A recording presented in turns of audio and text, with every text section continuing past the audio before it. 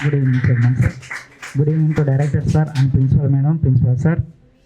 Right, good evening students and my colleagues. Right, Sanskrit. Sanskritకి వస్తే first గుర్తొచ్చేది 99. ఓకేనా? Almost especially ఈ శంషాబాద్లో 5 రకాల ఇన్స్టిట్యూషన్లో వర్క్ చేస్తున్న మార్నింగ్ టు ఈవినింగ్ వరకు మీకు తెలుసు అందరికీ. అయితే అందరికంటే ఎక్కువ 19 వచ్చేది ఇక్కడే నిజంగా. అండ్ మోస్ట్లీ చెప్పేది ఏంటంటే అక్కడ జూన్ నుంచి కష్టపడతారు, నాకు తెలుసు, మీకు కూడా చెప్పాను చాలా వరకు. రామాయణం రాయమంటే లక్ష శుద్ధిలో ఉన్న అర్జునుడు స్టోరీస్ తీసుకొస్తారు, మిక్సింగ్ చేసేస్తారు, ఏదో ఒకటి రాసేస్తారు వాళ్ళు, ఓన్లీ పేజీలు నింపేస్తారు, అలా ఉంటుంది. ఓకేనా?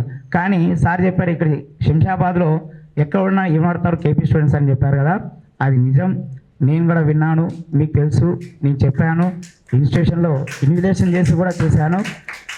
చెప్పిన ఈ 6 ఇయర్స్లో కూడా చెప్తున్నాను, 1.5 అవర్లో సాంస్క్రిట్ ఎగ్జామ్ కంప్లీట్ చేసింది మన కేపీ స్టూడెంట్. నేను దగ్గరుండి చూశాను.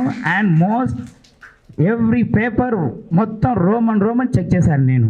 అదే పేపర్ దగ్గరుండి రోమన్ చెక్ చేశాను. 1.5 అవర్ అయిపోయింది, అన్నీ రాసిందా లేదా అని, చాయిస్ కూడా రాసింది.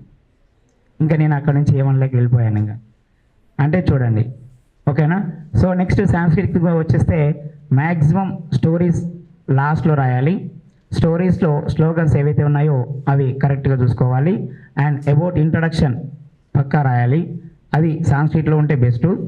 And more ever short answers, very short answers జాగ్రత్త రాయాలి. షార్ట్ ఆన్సర్ వచ్చేసి చాయిస్లో రాయాలి.